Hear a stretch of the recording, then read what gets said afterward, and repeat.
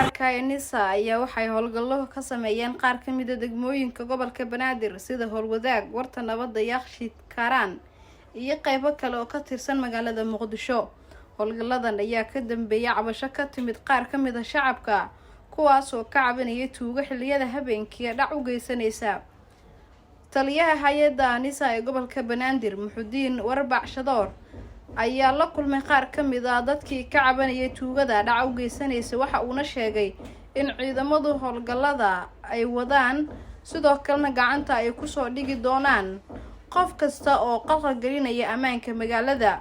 Intii lagu guda jiray howlgalka ayaa sidoo kale waxaa lagu qabtay kooxo watay mindiyo, waxaana ciidamadu ay gudbiyeen booliiska sida baaritaano loogu sameeyo. Bilihii la soo dhaafay, shacabka ku nool badi magaalada Muqdisho iyo degmooyinka gobolka Banaadir waxa ay ka cabanayeen kooxo burcada oo dhac u geysanayay iyo ciyaal weero.